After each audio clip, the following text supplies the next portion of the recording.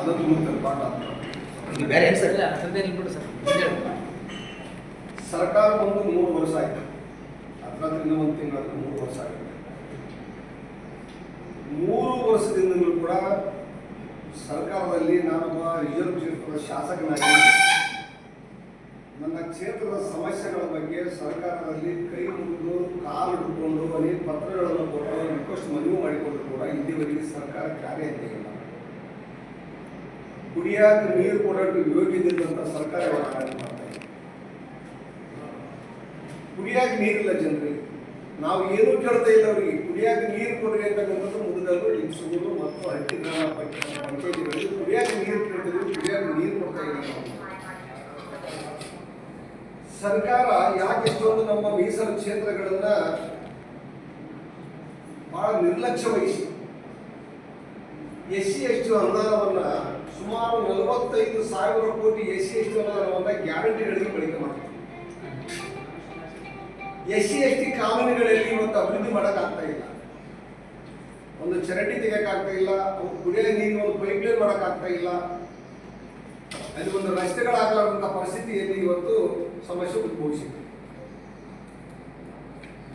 ತಾಲೂಕಿನಲ್ಲಿ ಸುಮಾರು 17 ಕೆರೆಗಳ ನೀರು ತುಂಬತಕ್ಕಂಥದ್ದು ಈಗಲದಲ್ಲ, ಸುಮಾರು 15 ವರ್ಷಗಳಿಂದ ನಾನು ರಿಕ್ವೆಸ್ಟ್ ಮಾಡ್ತಾ ಇದ್ದೀನಿ. ಮೊದಲನೇ ಬಾರಿಗೆ MLA ಆದ್ಮೇಲಿದ್ದರೆ 2ನೇ ಬಾರಿಗೆ ಇವತ್ತ ಕಾಂಗ್ರೆಸ್ ಸರ್ಕಾರ ಬಂತು. ಅವತ್ತೇ ಪ್ರಪೋಸಲ್ ಸಬ್ಮಿಟ್ ಮಾಡಿದ್ದೀನಿ. 2014ರಲ್ಲಿ ಸಬ್ಮಿಟ್ ಮಾಡಿದ್ದೀನಿ.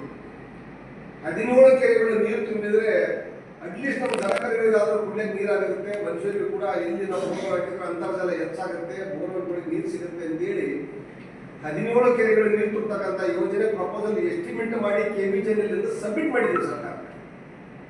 ಇಲ್ಲಿಯವರೆಗೂ ಸರ್ಕಾರ ಕಾರ್ಯ ಇರ್ತಿಲ್ಲ. ಬೇರೆ ಬೇರೆ ಕ್ಷೇತ್ರಗಳಿಗೆ ಅವರು ಶಾಸಕರಿಂದ ಅನುಮೋದನೆ ಕೊಡ್ತಾರೆ. ಆದರೆ ಈ ಮೀಸಲು ಕ್ಷೇತ್ರ ನಾವೇನು BJP ಶಾಸಕರಂತ ಕೊಡ್ತಾ ಇಲ್ವೋ, ಲಿಂಗಸೂರು ತಾಲೂಕನ್ನ ಯಾಕೆ ಕಡೆಗಣಿಸ್ತದಂತೆ ಇದ್ರ ಮೊದಲು ಸರ್ಕಾರಕ್ಕೆ ಬಹಳಷ್ಟು ನಾವು ಮನವಿ ಮಾಡಿಕೊಂಡು ಕೂಡ ಇದು ಯಾವುದೇ ನಮಗೆ ಪ್ರತಿಫಲ ಸಿಕ್ಕಿಲ್ಲ. ಕುಡಿಯಕ್ಕೆ ನೀರು ಕೊಡ್ತಾ ಇಲ್ಲ, ಕೆರೆ ತುಂಬ ಯೋಜನೆಗಳು ಆಗ್ತಾ ಇಲ್ಲ. ನನ್ನ ಬಡಿಗೆ ನೀರಾವರಿಗಳಲ್ಲಿ ಬಿಟ್ಟೋದಂತ 40 ಹಳ್ಳಿಗಳು ಇವತ್ತಿಗೂ ಕೂಡ ಅದರ ಬಗ್ಗೆ ಎಸ್ಟಿಮೇಟ್ ಸಬ್ಮಿಟ್ ಮಾಡಿದ್ರೆ ಸರ್ಕಾರ ಕಾರ್ಯ ಇಲ್ಲ.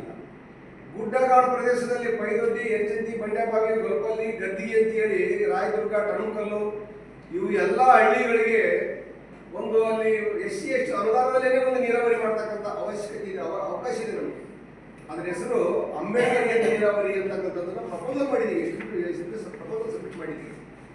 ಇಲ್ಲಿವರೆಗೂ ಈ ಸರ್ಕಾರ ಬಳ್ಳಿ ನೋಡ್ತಾ ಇಲ್ಲ.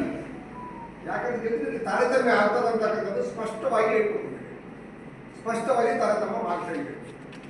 ಯಾಕೆ ಈ ರೀತಿ ಸರ್ಕಾರ ಯಾವತ್ತೂ ಆಡಳಿತ ಮಾಡ್ತಕ್ಕಂಥವರು ಯಾವತ್ತೂ ಇವತ್ತು BJP JDS ಕಾಂಗ್ರೆಸ್ ಇಂದ ಆಡಳಿತ ಮಾಡೋಕ್ಕಾಗಲ್ಲ. ಯಾಕಂದ್ರೆ ಎಲ್ಲರೂ ಇವು ಅದರ ಬಗ್ಗೆ ನಿರೀಕ್ಷೆ ಅದಾರ. ಇವತ್ತೇನಾದ್ರೂ ನಮ್ಮ ಗುಡ್ಡಗಾಡು ಪ್ರದೇಶ ನೀರಾವರಿ ಆಗ್ತಿದೆ, ಕುಡಿಯೋಕೆ ನೀರು ಸಿಗುತ್ತೆ, ರಸ್ತೆ ಆಗುತ್ತೆ,